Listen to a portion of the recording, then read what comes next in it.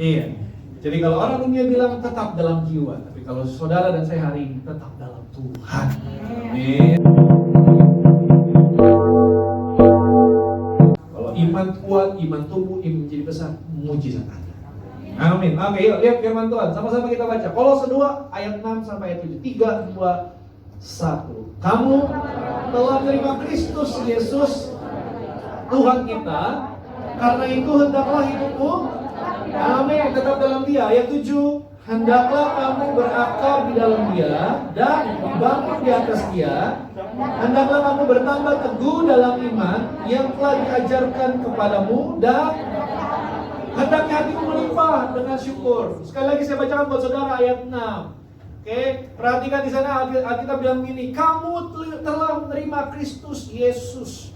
Siapa yang telah menerima Kristus Yesus? Saudara dan saya. Orang-orang percaya. Kita semua telah terima Kristus Yesus. Makanya kalau di KTP itu Kristen, pengikut Kristus. Kenapa kita dibilang Kristen? Kenapa dibilang pengikut Kristus? Karena kita terima Kristus Yesus sebagai juru selamat. Jadi ayat ini bicara buat saudara dan saya, bukan bicara buat orang di luar sana. No. Orang di luar sana tidak terima Yesus sebagai juru selamat. Saudara dan saya yang terima Kristus Yesus. Artinya ayat ini buat kita. Nah, apa yang dikatakan selanjutnya? Dikatakan selanjutnya dalam ayat 6 ini, Alkitab bilang ini, karena itu hendaklah hidupmu apa? Tetap dalam Dia. Siapa yang maksudnya di sini? Yesus Tuhan. Jadi Alkitab mau bilang buat saudara dan saya yang di KTP-nya tulisannya Kristen, yang mengaku pengikut Kristus, yang mengaku anak-anak Kristus, yang pakai kalung salib. Oke? Jadi ayat ini buat saudara. Alkitab bilang, karena itu hendaklah hidupmu tetap di dalam Dia. Sama-sama katakan saya tetap. Oke, tetap dan pernah itu dua hal yang beda. Sayangnya banyak orang Kristen hari ini mereka bangga dengan kata pernah. Pak Pendeta, saya dulu pernah melayani. Artinya kalau dulu pernah melayani, sekarang nah, itu dia. Saya ketemu jemaat bilang, Pak Pendeta, suami saya Pak, kok kenapa ya Pak akhir-akhir ini berubah? Jarang di rumah Pak, kalau ditelepon bilang sibuk, kerja. Pulang larut malam, pergi pagi, kok sampai gak ada waktu. Udah Bu, doain aja. Pernah Pak, pernah saya doain. Jadi kalau pernah dulu, ya sekarang banyak orang Kristen mereka bangga dengan kata pernah. Pak, dulu saya pernah melayani di gereja itu. Memang kau dulu mungkin pernah melayani, tapi sekarang mungkin kau sudah jauh. Pernah berdoa, pernah melayani. Baca Alkitab, pernah Pak, saya pernah baca. Jangan bangga dengan kata pernah. Karena itu Tuhan nggak mau saudara pernah dalam Dia. Tapi Alkitab dengan jelas bilang, karena itu hendaklah hidupmu. Alkitab nggak bilang hidup orang lain, tapi hidup saudara dan saya. Hidupmu bukan pernah dalam Dia, tapi tetap dalam Dia. Makanya saya ambil tema khotbah, tetap dalam Tuhan. Ini penting. Karena namanya mengikut Kristus bukan bicara kemarin, tapi bicara hari ini sampai seterusnya. Saudara mungkin kemarin pernah aktif di gereja, pernah jadi pelayan Tuhan, bahkan mungkin dulu pernah pendeta. Kalau dulu pendeta besaran jahat. Tapi bukan itu. Tapi yang terpenting adalah bagaimana hidupmu hari ini dan seterusnya. Karena waktu nanti Tuhan jemput, saudara dapati Tuhan setia, engkau lah yang layak masuk dalam friendzone.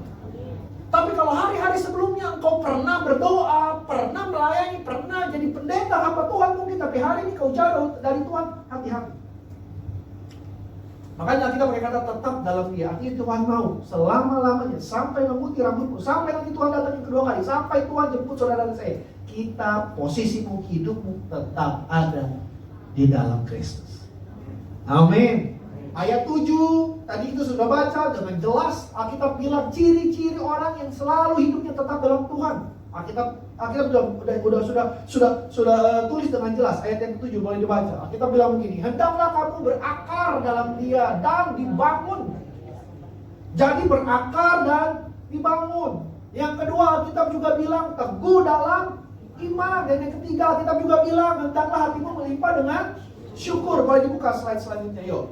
Kita Kita akan mulai masuk dalam inti khotbah saya. Oke, tetap dalam Tuhan. Cirinya orang yang hidup tetap dalam Tuhan, seperti yang kita sudah baca, berakar dan bertumbuh. Artinya punya rohani yang dewasa. Saudara dengar firman. Artinya di sini saudara lagi buka hatimu untuk ditabur benih firman. Dan setiap orang yang menanam benih pasti mau benih itu tumbuh. Benar dong? Saudara punya halaman, saudara pengen punya pohon mangga, durian, mungkin saudara pengen punya pohon jeruk, saudara pergi pasar beli benih. Lalu saudara tanam, apa yang kau harapkan waktu kau menanam? Tumbuh. Saudara pengen ini tumbuh. Begitu pula Tuhan. Tuhan mau waktu engkau buka hati, datang gereja, baca Alkitab, dengar firman, Tuhan mau setiap firman yang ditabur, yang dibagikan, yang disebar, Tuhan mau itu tumbuh. Karena waktu itu tumbuh, rohanimu menjadi dewasa. Karena ini penting, Mbak. Hari-hari ini masalah pergumulan yang datang silih berganti, bukan makin hari makin gampang. Keadaan makin hari makin sulit. Alkitab sudah catat akhir zaman, hari makin hari makin jahat, orang makin hari makin jahat. Kalau rohanimu nggak tambah dewasa, bagaimana kau bisa menghadapi itu semua? Makanya mohon maaf ya, orang-orang yang bayi rohani, itu mereka orang-orang yang gampang kecewa sama Tuhan. Padahal Tuhan adalah sumber pertolongan, sumber kekuatan. Tapi mereka malah kecewa sama pribadi yang bisa menolong mereka. Ini baik. Pak pendeta mana kata Tuhan sang tolong? Saya udah sering kok Pak ibadah, doa, nggak ada mujizat. Ya udahlah Tuhan, kalau mulai bulan depan Juli Tuhan nggak bisa tolong saya, gua. Oke. Pak pendeta saya sama istri Pak udah 2 tahun sujud, doa, puasa supaya bisa punya keturunan, tapi mana? Istri saya nggak ngandung-ngandung. Katanya Tuhan bagimu tidak ada yang mustahil. Mana? Ini contoh bayi rohani. Pengennya yang enak, pengennya yang halus, pengennya yang lembut, nggak bisa dikasih yang keras. Anak saya kemarin baru imunisasi. Terus singkat cerita, saya nggak tahu apa ini efek dari imunisasi. Kemarin dia perutnya agak nggak enak gitu. Jadi buang-buang air besar gitu. Terus istri saya bilang, aduh gimana ya? Kamu kan mau pelayanan. Saya sama istri saya sama anak saya jadi hanya berdua. Terus dia bilang ya udah ya gampang aja. Nanti kalau susah bikin bubur aja, saya bilang. Kan perutnya lagi nggak enak. Akhirnya disiapin bubur, dia makan. Ya namanya bubur gampang, nggak perlu ngunyah, tinggal masuk telet. Tapi saya mau bilang sama saudara, bubur emang kelihatannya enak. Tapi apakah saudara semua mau tiap hari makan bubur? Nggak ada yang mau. Hanya kalau sakit saudara makan bubur. Kalau lagi susah ngunyah, sakit banget. Tapi kalau lagi sehat, boro-boro bubur. Saudara pengen asik, pengen yang pedas, pengen yang nikmat. Begitu pula dalam kehidupan ini. Kerohanianmu semakin dewasa, maka waktu rohanimu dewasa, engkau akan bisa mengalahkan setiap masalah. Karena rohanimu dewasa. Ini penting. Makanya ciri orang yang tetap dalam Tuhan, rohaninya dewasa. Kenapa? Berakar, bertumbuh. Yang kedua, kita juga bilang memiliki iman yang teguh. Orang-orang yang tinggal dalam Tuhan, tetap dalam Tuhan, imannya teguh Pak. Nggak gampang dikalahkan oleh apapun juga. Ketemu masalah dia beriman. Ketemu masalah, aku percaya pasti Tuhan tolong. Ada penyakit, aku percaya Tuhan pasti sembuhkan. Imannya teguh, imannya besar. Kenapa? Karena dia tetap dalam Tuhan, tinggal dalam Tuhan. Yang ketiga, kita juga bilang hatinya selalu limpah dengan ucapan syukur. Jadi ketemu masalah, ketemu pergumulan, selalu bersyukur yang keluar dari mulutnya. Ada masalah kan tetap terima kasih Tuhan buat hari ini. Terima kasih buat keluarga, terima kasih buat pekerjaan, terima kasih buat usaha. Selalu limpah dengan syukur. Nah ini ciri orang-orang yang hidupnya selalu di dalam Tuhan. Jadi bisa kelihatan, bisa dilihat dengan mata. Jadi saudara kalau lihat orang rajin gereja, tapi 3 hal ini tidak ada dalam hidup mereka, maka saya mau bilang buat saudara, memang mereka di gereja, tapi sesungguhnya mereka tidak tinggal dalam Tuhan. Mereka hanya sebatas pernah. Nah, saudara bisa introspeksi. Saudara hari ini pernah atau lagi tinggal dalam Tuhan? Amin. Karena kalau saudara bilang saya tinggal Pak, maka 3 hal ini harus ada dalam hidup. Dewasa rohani, gak gampang kecewa, ada apapun masalah tetap datang, tetap cari Tuhan. Justru semakin banyak masalah, semakin cari Tuhan yang lebih. Itu dewasa. Bukan justru banyak masalah, cari Tuhan yang makin kurang. Itu bayi rohani. Kelihatan, imannya teguh, imannya besar, ketemu masalah, tak ucap berkat, tetap beriman. Selalu bersyukur, bukan ngeluh, bukan marah. Bisa dilihat. Jadi ukurannya bukan karena saudara rajin gereja, kotak persembahan datang, saudara kasih besar, bukan itu. Engkau hidup dalam Tuhan, tetap dalam Tuhan sampai hari ini, itu bisa dilihat dari tinggalan. Amin. Saya doa, semua yang hadir, semua yang dengar firman Tuhan, baik di ruangan ini, di belakang maupun di sebelah, engkau adalah orang-orang bukan yang pernah tinggal, tapi yang tetap tinggal. Sampai Tuhan datang, tetap tinggal dalam Tuhan. Boleh berikan dulu tepuk tangan buat Tuhan. Gitu Mas. Oke, kita cepat. Bagaimana agar saudara selama-lamanya tetap tinggal dalam Tuhan? Ini penting. Tidak tergoyahkan. Selalu ada dalam Tuhan. Ini penting. Ini yang harus saudara lakukan. Karena hari-hari ini iblis mau saudara keluar dari posisimu, keluar dari Tuhan. Karena waktu saudara di luar Tuhan, dengan gampang iblis akan menghancurkan kehidupan. Tapi bagaimana caranya agar saudara tetap tinggal dalam Tuhan? Oke, ini yang pertama. Yuk kita lihat. Yang pertama, saya catat di sana. Hidup di dalam kebenaran. 1 Yohanes 3 ayat yang ke-8. Yuk. Oke? Sudah? Dari ayat yang ayat yang ke-6. 1 Yohanes 3 ayat yang ke-6. Yuk. Oke, ini dia. Yuk. Sama-sama kita baca, 3, 2, 1. Karena itu setiap orang yang tetap berada di dalam Dia tidak berbuat dosa lagi. Setiap orang yang tetap berbuat dosa tidak melihat dan tidak mengenal Dia. Alkitab dengan jelas bilang, setiap orang yang ada di dalam Tuhan tidak berbuat dosa lagi. Karena itu setiap orang yang tetap berada di dalam Dia tidak berbuat dosa lagi. Setiap orang yang tetap berbuat dosa tidak melihat dan tidak mengenal Dia. Jadi dengan kata lain saya akan bilang buat saudara, bagaimana agar sampai memutih rambutmu engkau tetap ada dalam Tuhan? Simple, hiduplah dalam kebenaran. Karena hanya orang yang hidup dalam kebenaran, Pak, karena hanya orang yang tidak berbuat dosa lagi, mereka akan melihat Allah. Mereka akan mengenal Allah karena mereka ada dalam Allah. Tapi sebaliknya, kalau saudara masih berbuat dosa, masih hidup tidak dalam kebenaran, saya akan bilang saudara adalah orang yang buta rohani, tuli rohani, budak rohani. Kenapa? Alkitab yang bilang setiap orang yang tetap berbuat dosa tidak lihat, buta. Jadi nggak pernah lihat rencana Tuhan. Jadi kayaknya dalam hidup ini nggak ada tuh kebaikan Tuhan, makanya ngeluh terus. Padahal Tuhan sudah tolong, tapi ngeluh terus. Padahal Tuhan sudah jawab doanya, tapi ada yang kurangnya. Pak Pendeta, kenapa ya Pak Pendeta? Suami saya punya pekerjaan, tapi kok kenapa ya pekerjaannya gajinya kecil? Ya karena tuh ada bonus-bonusnya. Payah atasannya Pak Pendeta. Padahal suami saya rajin, sudah 20 tahun kerja, tapi mana Pak Pendeta? Padahal Tuhan berkati 20 tahun bisa bekerja, artinya Tuhan menyertai. Loh, banyak orang hari ini PHK, banyak orang hari ini nganggur, ada yang kekurangan. Ada jemaat Tuhan maju, Pak Pendeta tolong doain supaya anak saya dapat pekerjaan, soalnya hari-hari ini susah Pak Pendeta. Oke, kita doa ya, dalam nama Yesus, anaknya ibu ini akan punya pekerjaan. Singkat cerita, anaknya keterima kerja. 2 bulan bekerja, ibu ini datang lagi ke pendetanya. Pak Pendeta tolong doakan. Pendetanya ingat, loh ibu yang 2 bulan lalu kan, kenapa lagi Bu? Iya Pak Pendeta, tolong doakan anak saya. Kenapa? Emang anak ibu belum keterima kerja? Sudah Pak Pendeta. Loh terus kenapa? Jadi gini Pak Pendeta, memang anak saya sudah keterima kerja, tapi Pak Pendeta kantornya jauh. Tolong dong Pak Pendeta, tolong bantu doa supaya ya anak saya keterima di kantor yang baru, yang dekat rumah deh, supaya nggak keluar ongkos banyak, terus waktunya juga available gitu.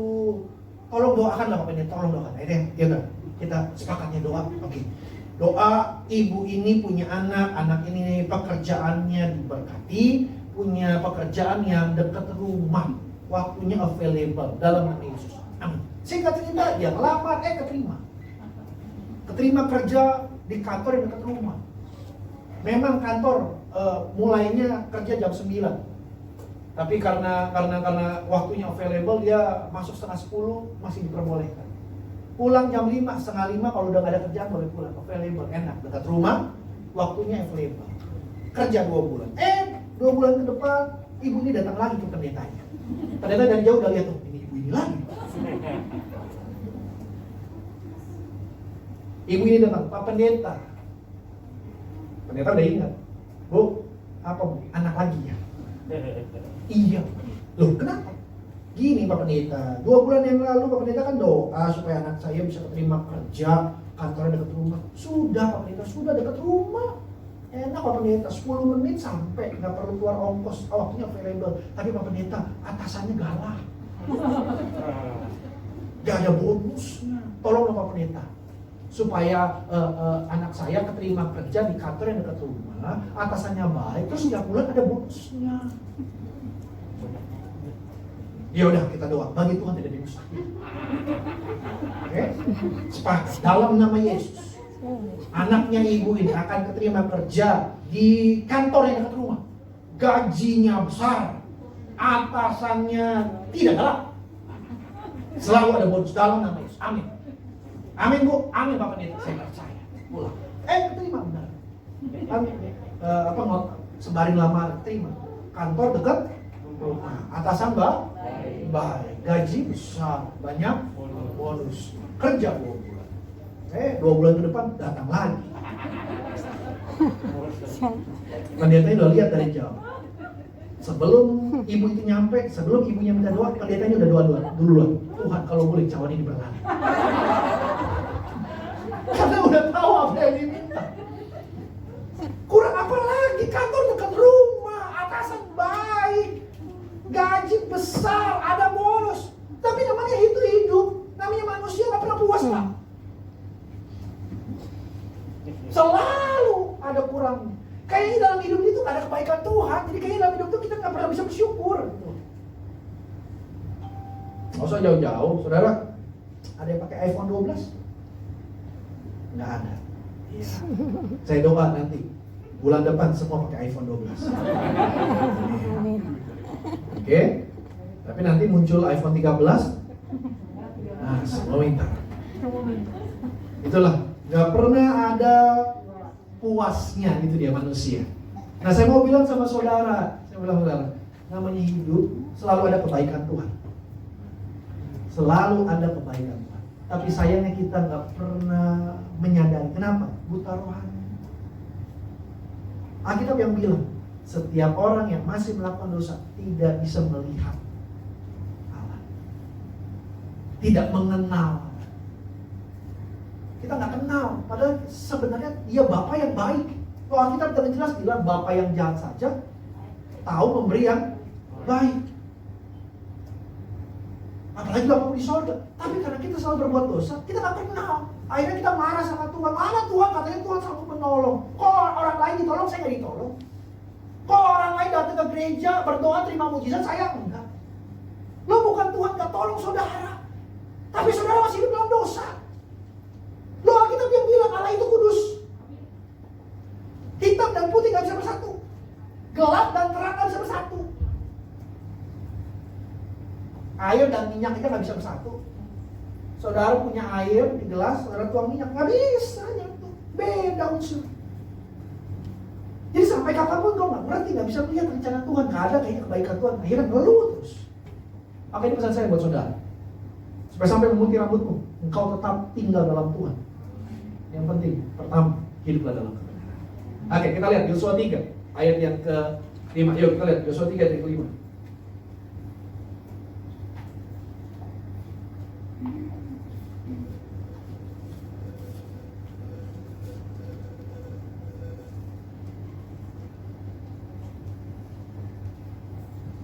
Sudah? Sudah sama-sama kita baca. 3, 2, 1. Berkatalah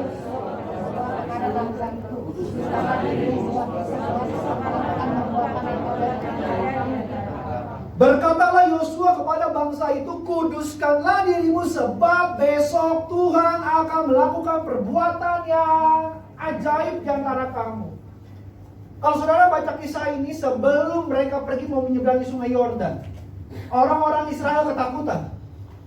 Tapi Yosua sebagai pemimpin, Yosua menguatkan mereka. Yosua bilang begini kepada orang Israel, orang Israel, kuduskanlah dirimu.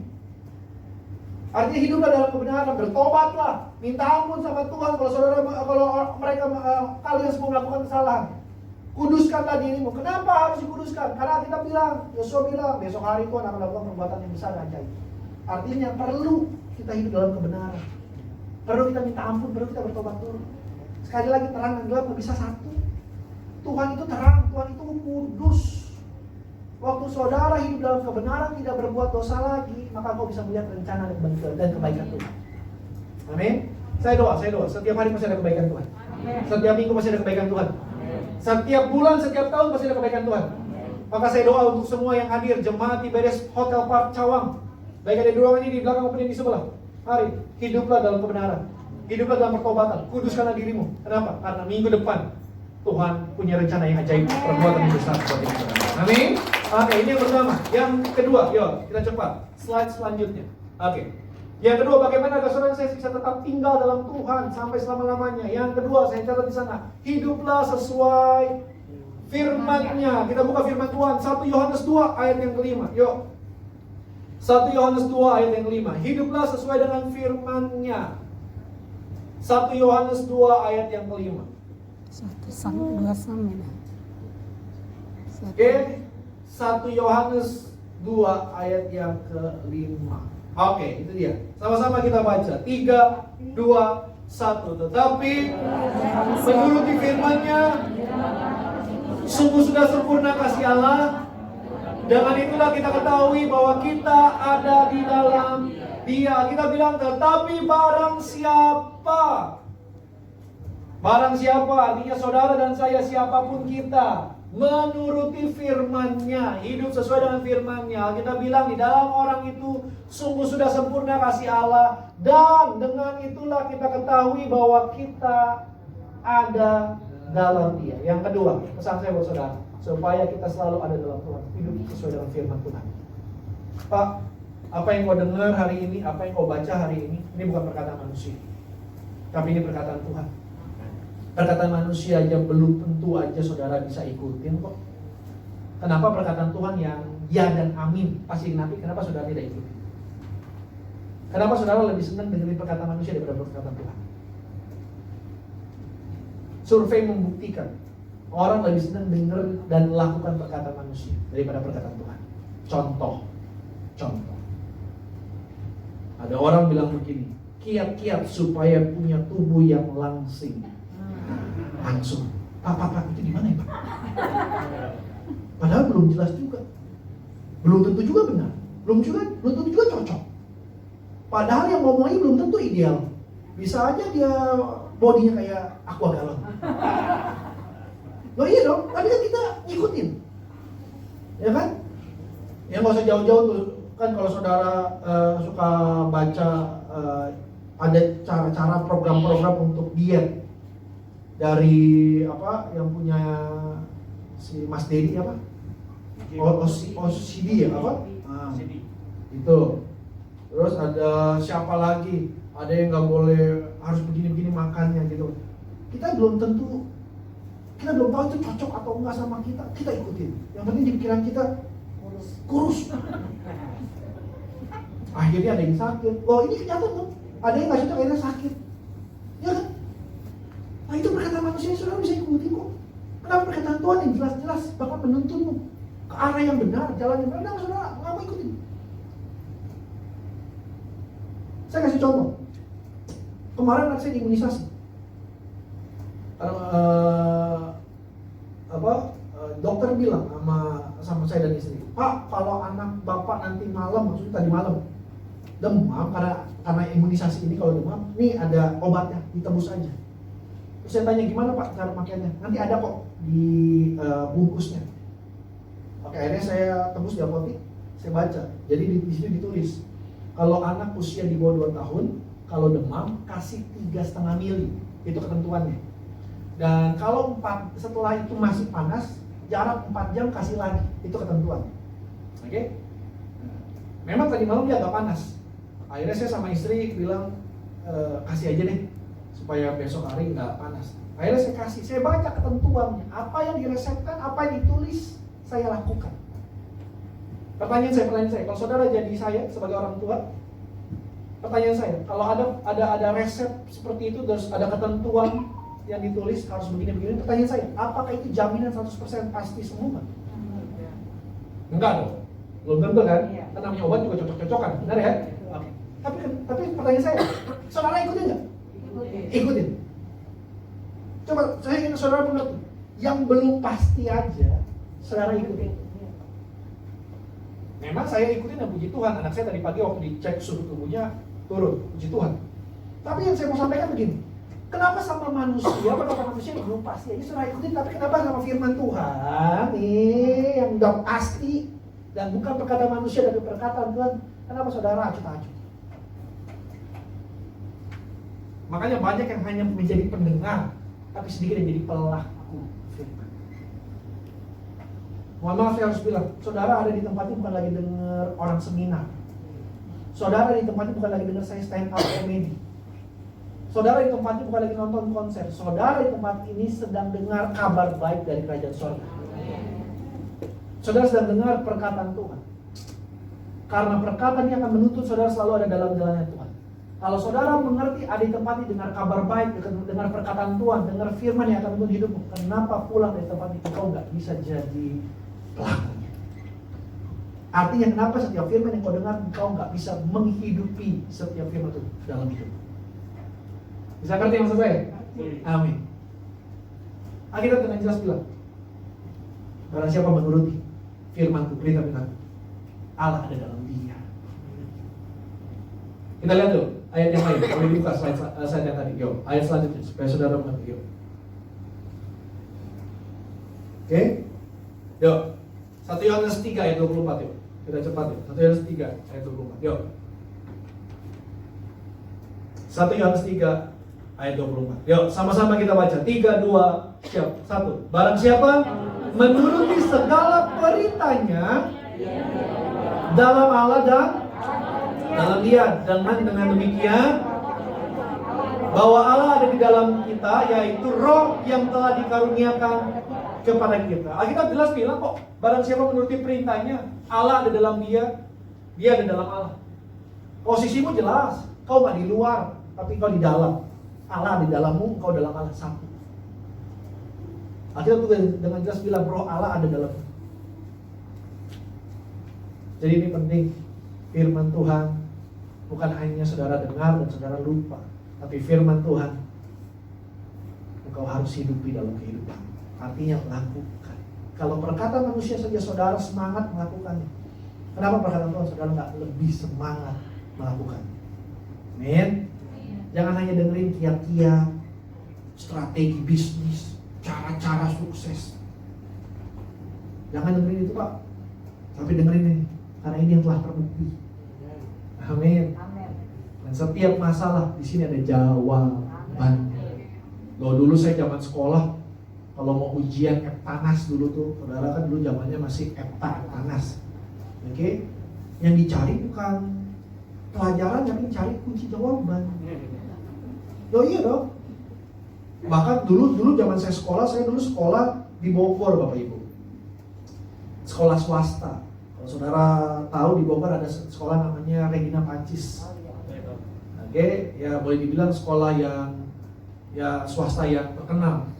Dan orang-orang yang sekolah di situ rata-rata teman-teman saya, mohon maaf, mereka memang dari kalangan orang-orang ya menengah ke atas. Jadi waktu mau Eptanas, mereka bukan sibuk belajar, patungan, beli kunci jawaban. Nah itu dia, patungan, harganya mahal mereka patungan. Soalnya belum keluar, kunci jawabannya udah dapat. Masalahnya belum ada, kuncinya udah dapat. Harusnya dari situ saudara belajar. Ada masalah, ini ada kuncinya. Kenapa saudara cari kunci yang lain? Ini kunci aslinya. Kenapa saudara cari kunci serep? Kunci serep belum tentu benar. Syukur-syukur masuk, syukur-syukur bisa buka. Ini yang bisa buka. Halo? Bisa ngerti maksud saya? Amin.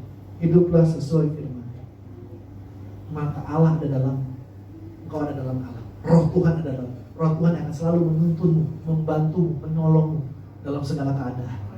Amin. Oke, ini yang kedua. Yang ketiga, yuk kita cepat. Yang ketiga, bagaimana kita tetap tinggal dalam Tuhan? Yang ketiga, yuk. Oke, sama-sama kita baca yang ketiga. Hidup saling mengasihi. 1 Yohanes 4 ayat yang ke-12. Nanti lompat ayat yang ke-16. Yuk. Yang ketiga, yuk. Oke, sama-sama kita baca. 3, 2, 1. Tidak ada seorang pun yang pernah melihat Allah. Jika kita saling mengasihi, tetap di dalam kita dan kasihnya sempurna di dalam kita. Tidak ada seorang pun yang pernah melihat Allah. Jika kita saling mengasihi, Allah tetap di dalam kita. Yang ketiga, bagaimana kita tetap dalam Tuhan. Yang ketiga, mari Pak, Bu, hiduplah saling mengasihi. Mengasihi bukan karena orang lain lebih dulu mengasihi kita baru kita balas, no. Tapi mari mulailah mengasihi, sekalipun orang-orang di sekelilingmu membenci, mengampuni, respon mereka berbeda. Tapi pesan saya, supaya saudara ada tetap dalam Tuhan, mari mulailah kita yang mengasihi lebih dulu. Kalau orang dunia kan gitu, take and give. Pokoknya saya mau mengasihi kalau dia duluan nih mengasihi. Take and give. Tapi dalam Tuhan bukan take and give. Dalam Tuhan give. Kasih, bagikan. Amin. Ini pilihannya dalam hidup saudara. Mau memilih untuk mengasihi atau memilih tetap hidup sesuai dengan cara dunia. Tapi kalau saudara memilih hidup tetap seperti cara dunia, jangan salahkan kalau posisimu di luar Tuhan. Tapi kalau saudara mulai mengasihi, orang boleh mengkhianati hubungan persahabatan, hubungan pekerjaan, tapi saudara tetap mengasihi, mengampuni, engkau sedang menguatkan posisimu di dalam Tuhan. Kalau posisimu di dalam Tuhan, tidak ada satu rancangan si jahat pun yang bisa menghancurkan, mencelakai. Kenapa? Karena selama engkau ada dalam Tuhan, perlindungan sempurna. Saya kasih ilustrasi supaya saudara ngerti. Saya kasih ilustrasi. Saudara pernah ke taman safari? Enggak. Kalau saudara bilang oke, pernah lah ya, pernah lihat lah ya. Oke, pertanyaan saya, kalau ke taman safari ini kan kita naik mobil ya, atau naik bis gitu kan. Oke, masuk kandang rusa, biasanya kan hewan-hewan jinak dulu ya, jerapah, gajah, baru terakhir baru masuk hewan kandang hewan buas ya, singa, harimau gitu ya. Oke, saya mau tanya, kalau saudara di taman safari, oke, lagi ada di kandang harimau, oke, pertanyaan saya, mana yang benar? Saudara yang nonton harimau atau harimau yang nonton saudara? Ya, nah, ya coba asah sedikit lah, ya kan? Kelamaan work from home. Oke, coba. Oke, jawab. Tenang aja. Benar salah nggak akan mempengaruhi keselamatan. Tetap selamat sih. Amin. Iya, benar salah tetap kita pulang tepat waktu. Tenang aja. Karena saya masih ada jam selanjutnya. Oke, coba. Kalau saudara di taman safari, di kandang singa, di kandang harimau. Oke, pertanyaan saya, mana yang benar? Kita nonton harimau apa harimau nonton kita? Coba. Contoh kalau saudara ajak anak kan, yuk ke taman safari, ngapain Mak? Yuk kita nonton harimau. Nah, oke. Coba yang jelas, mana yang benar? Ya, coba saya tanya. Yang bilang kita nonton harimau boleh tunjuk tangan. Iya, 2.500. Mata rohani ini Bapak Ibu, banyak ini. Oke? Mana yang benar?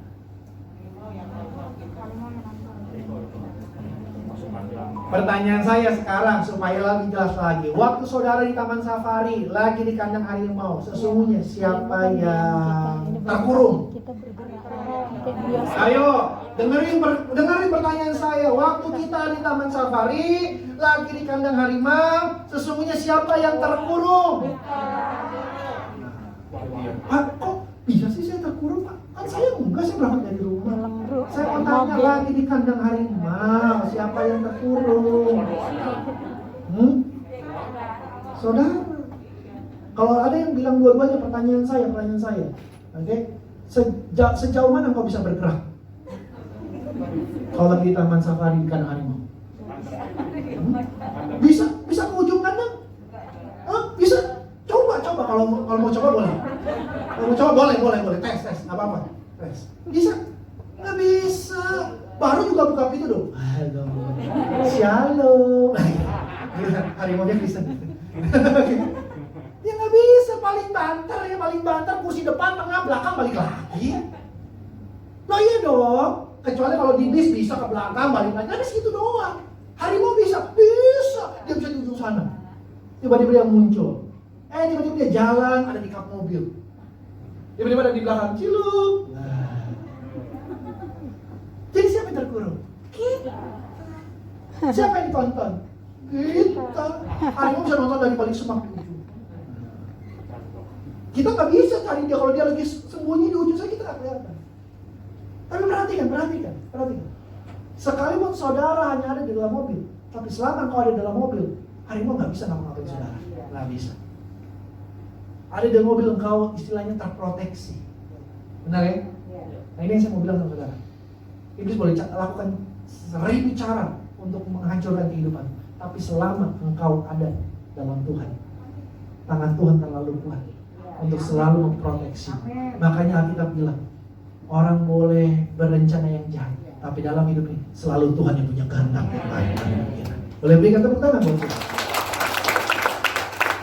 Amin. Hiduplah saling mengasihi. Kenapa harus mengasihi, Pak? Karena Allah adalah kasih. Jadi kalau kita mau hidup dalam Tuhan, harus hidup dalam kasih. Yuk, ayat yang tadi, ayat yang ke-16 nih. Yuk, kita cepat. Oke? 1 Yohanes 4 ayat 16. Sama-sama kita baca. 3, 2, 1. Dan telah percaya akan kasih Allah kepada kita adalah kasih. Tetap berada dalam kasih. Dan Allah di dalam dia. Allah adalah kasih. Barang siapa tetap berada dalam kasih, maka ia tetap berada di dalam Allah. Saya doa sampai memutih rambutmu, tetap mengasihi. Mengasihi jangan tunggu orang lain dulu. No. Kita yang perlu supaya kita hidup dalam Tuhan. Kalau kita perlu, harus kita inisiatif lebih dulu. Amin. Oke, Pak, apa berkatnya? Kalau selama saya hidup tetap tinggal dalam Tuhan. Oke, ini yang terakhir. Yuk, musik-musik boleh siap-siap. Yuk, slide selanjutnya. Yang terakhir. Yuk, berkat orang-orang yang tetap hidup dalam Tuhan. Yuk, 1 Korintus 1 ayat 5 dan ayat yang 8. Musik, worship leader boleh bersiap-siap. Yuk. 1 Korintus 1 ayat 5 dan ayat 8. Yuk, yang terakhir. Oke? Ya, sama-sama kita baca. Pemusik hospital boleh siap-siap. 3, 2, 1. Sebab dalam dia kamu telah menjadi kaya dalam segala hal, dalam segala macam perkataan, dan segala macam pengetahuan. Sebab di dalam dia kamu telah menjadi kaya dalam segala hal. Jadi yang pertama berkatnya, orang yang tetap hidup dalam Tuhan, hidup yang berkelimpahan. Alkitab yang bilang bukan saya, kaya dalam segala hal. Bicara segala hal, bicara banyak hal yang saudara perlu dalam hidup ini. Saudara rindu supaya saudara punya kesehatan yang dipulihkan, Tuhanlah sumber kesehatan. Saudara rindu rumah tanggamu bisa kembali seperti dulu, suami, istri, anak-anak rukun. Oh, Tuhanlah sumber pemulihan. Amin. Jadi yang pertama berkatnya orang yang tetap tinggal dalam Tuhan, hidupnya berkelimpahan. Kelimpahan apa? Segalanya. Dan yang kedua, ada jaminan untuk keselamatan kekal. Ayat yang ke-8 boleh dibuka. Yuk. Sama-sama kita baca. Ini ayat yang terakhir. 3, 2, 1. Ia juga meneguhkan sampai kepada kesudahannya, tidak bercacat pada hari Tuhan kita Yesus Kristus. Keselamatan jaminan sampai Tuhan Yesus datang, sampai harinya Tuhan tiba, saudara tidak bercacat. Hari ini didapati Tuhan. Saya doa, jangan hanya pernah, Pak, bukan pernah, tapi harus tetap sampai selamanya tetap tinggal di dalam Tuhan. Amin. Selamat hari Minggu, Tuhan Yesus memberkati. Kita bangkit berdiri, berikan tepuk tangan yang meriah bagi Tuhan Yesus.